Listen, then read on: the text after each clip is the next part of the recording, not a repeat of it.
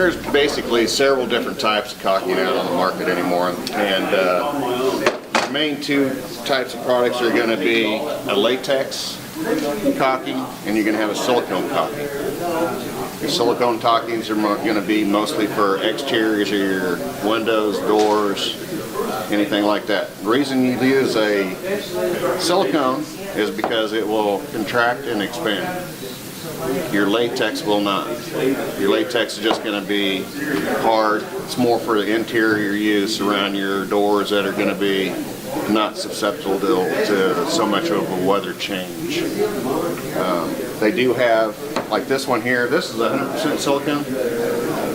This one is a paintable silicone that they have now come out with, which is nice. And I rather use this anymore than the 100%, even on the exterior, because if I do want to paint up on it, I can.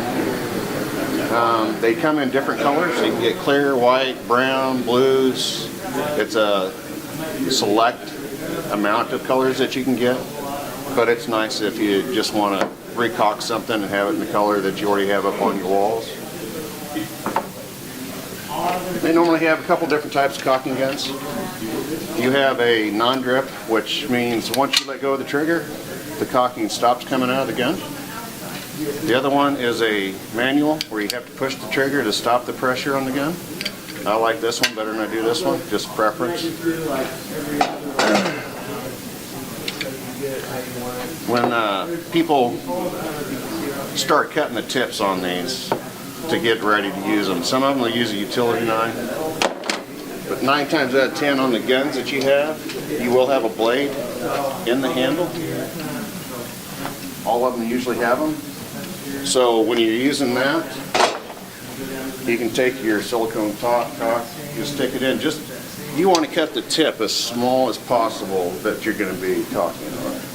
So the smaller the tip, the better. You just stick it in there and flip it off. Or like I said, if you prefer, you can use the utility knife. Just make sure you keep the thumb back, or you can put it on the surface area and cut it off.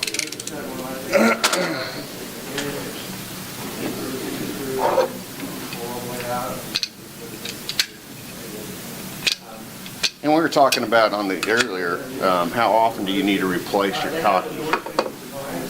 I don't think you need to replace it unless it's breaking away, mildewed, anything that looks bad to you and you think you need to replace it, then go ahead and take care of it. Otherwise, it's good usually for 8 to 10 years, so you shouldn't have to worry about it.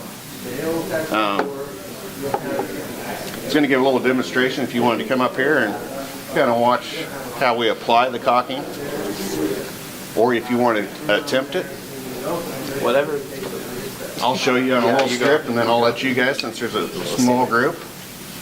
Basically, you're going to want to start, and once you start, you want to continuously finish what you're doing. So if you have a bathroom, doing a tub, you start all the way around it, then you go ahead and lay it off. That's how I do it anymore. I'm kind of faster at it. When you first get into it, you might want to just do one side at a time, and then come back into it. Once you start, you have this at like a 45. When you get it in there, I always put my 45 at the bottom of my gun, so I'm always at my 45.